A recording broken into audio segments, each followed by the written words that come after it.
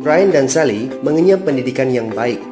Mereka bertemu dan akhirnya menikah. Mereka memiliki pekerjaan yang baik.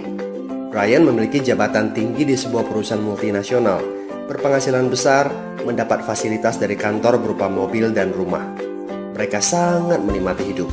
Sering nongkrong bersama di coffee shop sepulang kantor, nonton di bioskop, mampu membeli baju dan tas yang matching, dan pergi berlibur sesekali. Tapi kenyataan sebenarnya tidaklah demikian. Utang kartu kredit mereka terus menumpuk tak berujung. Setiap akhir bulan merasa kehabisan uang. Mereka memiliki barang-barang bagus, tetapi tabungan masa depan kacau balau. Brian dengan mudah membeli ini, tapi bukan ini. Tabungan 100 juta pun rasanya masih jauh sekali. Sudah kerja lebih dari 10 tahun, tapi belum sanggup membeli rumah sendiri. Masih tinggal di rumah milik kantor dan mengendarai mobil milik kantor. Tanpa disadari, keluarga ini menggali lubang kemiskinan. Keuangan mereka hanya cukup untuk membiayai kehidupan keluarga saat ini. Mereka harus terus bekerja untuk menghasilkan uang.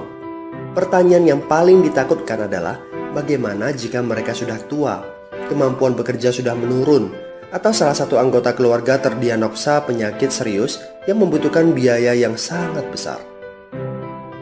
Apakah kehidupan Brian dan Sally mencerminkan kehidupan Anda? Apakah saat ini Anda memiliki penghasilan tetapi sebelum akhir bulan sudah merasa kehabisan uang? Memiliki hutang berkepanjangan yang tidak ada habisnya? Memiliki barang-barang bagus tetapi khawatir karena tidak punya tabungan? Memiliki hidup yang berkecukupan tetapi khawatir tidak mampu menyekolahkan anak-anak dengan baik? Memiliki rumah tinggal tetapi berkemungkinan besar harus menjual rumah bagus ini karena tidak punya dana pensiun? Jika Anda menjawab ya pada salah satu saja pertanyaan tadi, saatnya untuk memperbaiki diri. Mau jadi seperti apa kita ini kalau ternyata kita sebetulnya hanya gaya dari luar saja? Mau hidup kropos seperti ini sampai kapan? Aha, mari kita mulai menabung. Nah, apakah menabung saja cukup? Berapa banyak yang bisa Anda sisihkan untuk ditabung setiap bulan? Mari kita ambil contoh. Anda berencana untuk memiliki rumah dan mobil.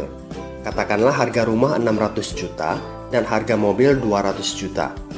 Jika Anda mampu menabung 5 juta per bulan, Anda membutuhkan 13 tahun untuk mendapatkan angka 800 juta. Masalahnya, inflasi membuat harga rumah dan mobil melambung tinggi. 800 juta akan menjadi 2,7 miliar 13 tahun kemudian jika kita asumsikan rata-rata kenaikan barang 10% per tahun. Ini masih soal impian untuk membeli rumah dan mobil.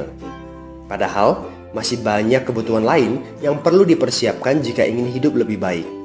Bagaimana dengan persiapan dana hari tua?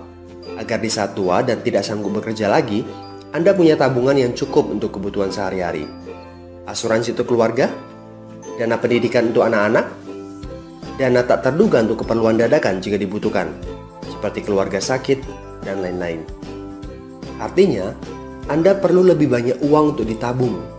Bayangkan jika satu bulan Anda hanya bisa menabung kurang dari 5 juta. Sudah jelas, jika langkah Anda hanyalah menabung, Anda seperti sedang menggali lubang kemiskinan. Hal utama yang perlu Anda lakukan adalah meningkatkan penghasilan Anda. Anda mungkin bertanya bagaimana saya bisa melakukan itu dengan segala kesibukan yang saya miliki sekarang. Apakah saya bisa tetap mencari income tambahan di luar sana tanpa mengganggu pekerjaan utama saya? Seandainya bisa, apa yang bisa saya kerjakan saat ini? Nah, langkah pertama yang perlu Anda lakukan saat ini adalah menghubungi teman yang menunjukkan video ini kepada Anda. Dia punya akses untuk jawaban dari pertanyaan Anda. Informasi itu yang Anda butuhkan saat ini.